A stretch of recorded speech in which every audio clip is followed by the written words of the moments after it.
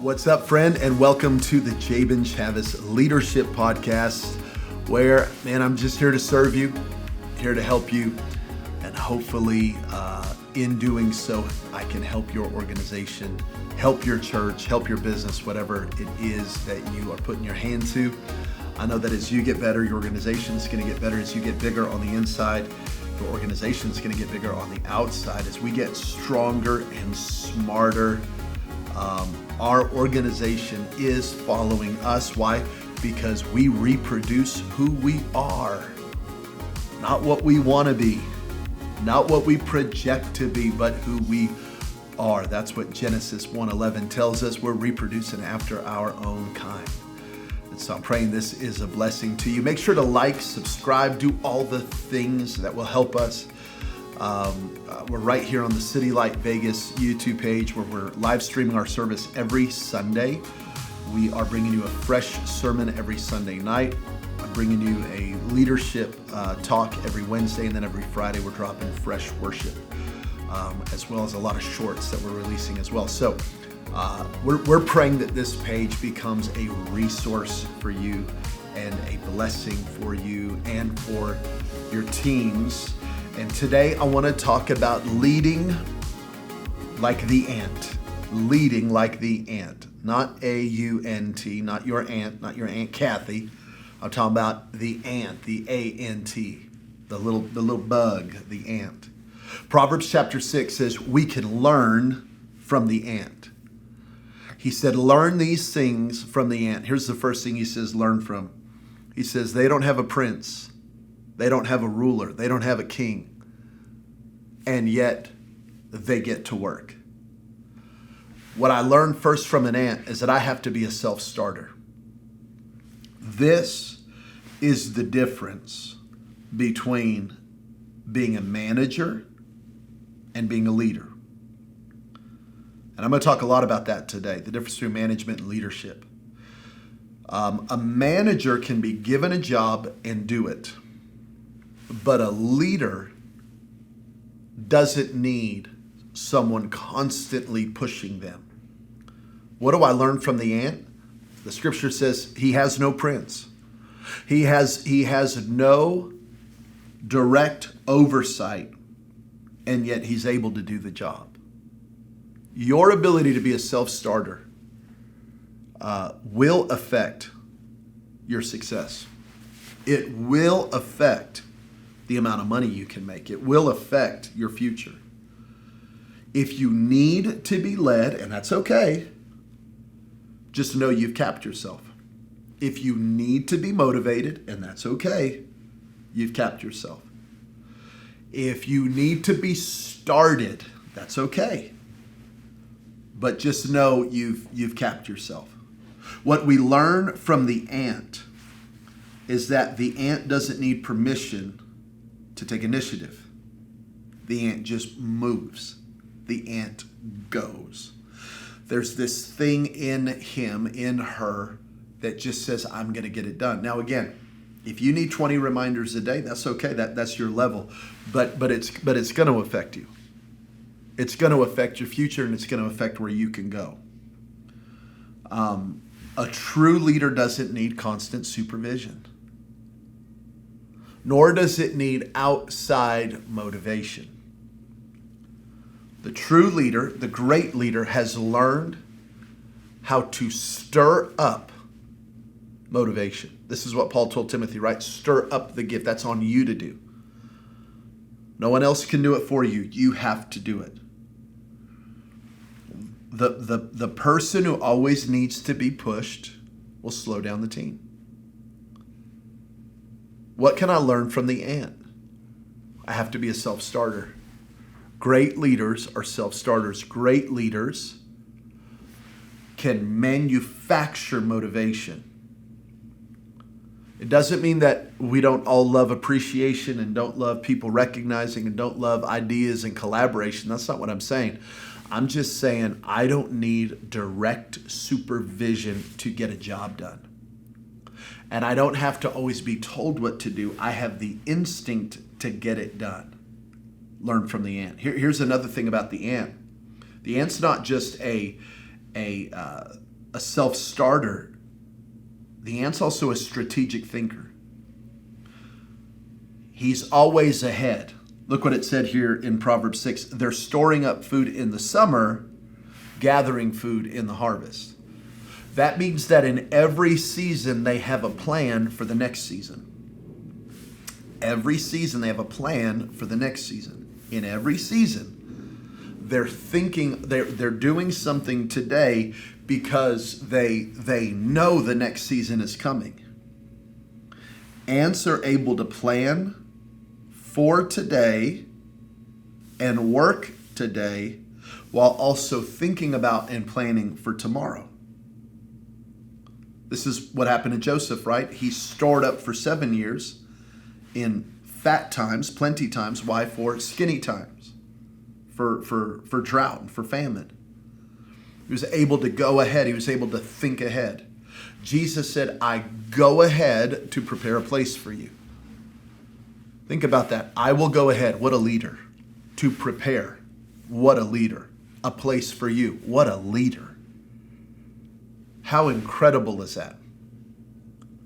I'm going ahead of you, and I'm going to prepare something for the people that are coming behind me. That's what an ant does.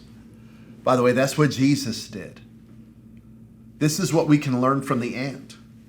What are you preparing for?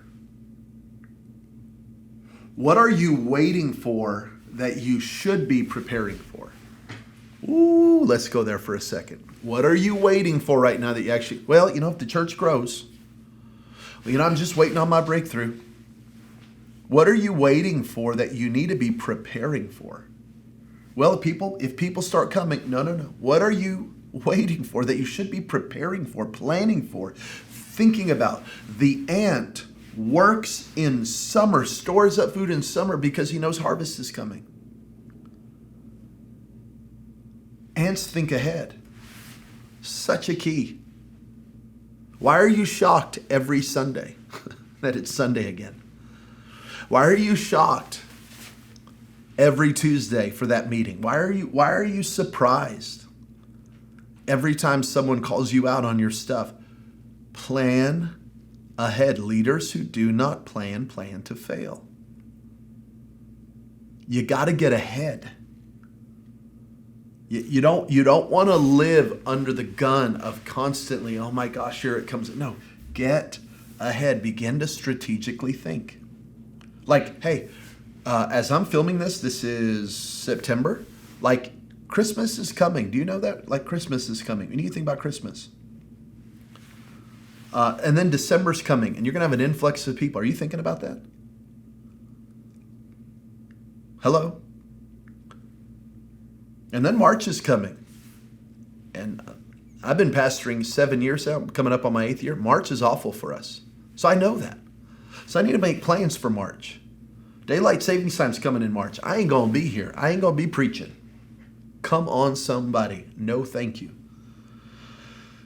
Then April's coming. We got Easter. You thinking about Easter? And then we got Mother's Day. And then you're going to hit a lull. Are you planning rhythms around that? Or are you just going to be shocked and depressed in June when your numbers drop? No, you should be on vacation, dumb. Come on, somebody. I'm not calling you dumb. I'm actually calling myself dumb because I end up preaching at the wrong times, okay? They're strategic thinkers. Here's the last one. They live with discipline. He says, why do you love sleep so much? When will you get up from your sleep, you sluggard? I'll just end with this.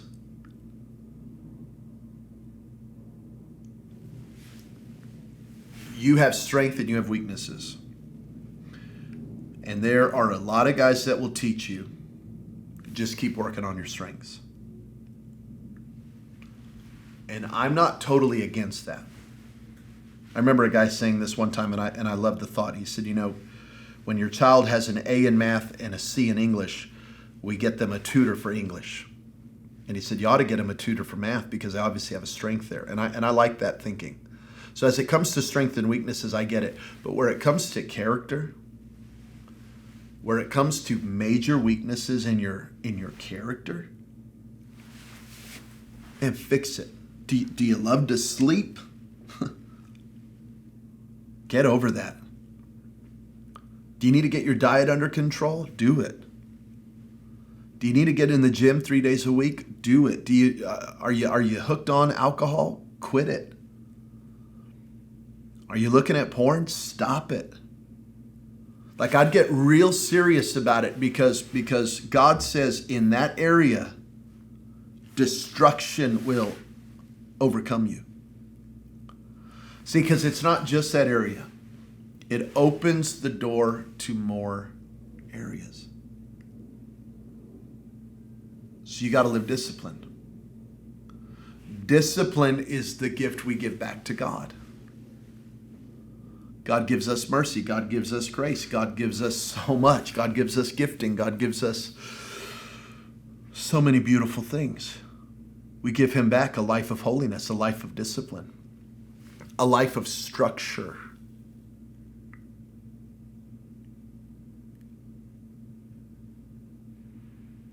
The writer of Proverbs goes on to say, in another proverb, he says, don't love honey. Don't eat too much of it. Have a little, but not too much. Any time you get into excess about anything, you're going to get in trouble. Anytime you get into excess about anything, you're going to get in trouble. So don't fall in love with that. Don't fall in love with honey. Don't fall in love with money. Don't fall in love with sex. Don't fall in love with rest. Don't fall in love with holiness, to the point that you become a legalist. Don't fall. Anytime I see a preacher in an extreme, they always blow up their life. So learn the discipline of balance and rhythm, and of not getting obsessed about things that could destroy you. Don't fall in love with honey. Don't fall in love with some of this stuff that you can so easily fall in love with, and you stop loving God. Learn from the ant. Well, I love you so much, and I pray this was a blessing to you. I pray you can take some of this, digest it with your teams, work on how you can plan better, work on how you can think better, work on how you can work better, and I know God will honor it. Again, make sure you're liking and subscribing, doing all the things to this channel that will help us get this message out to more people, more leaders.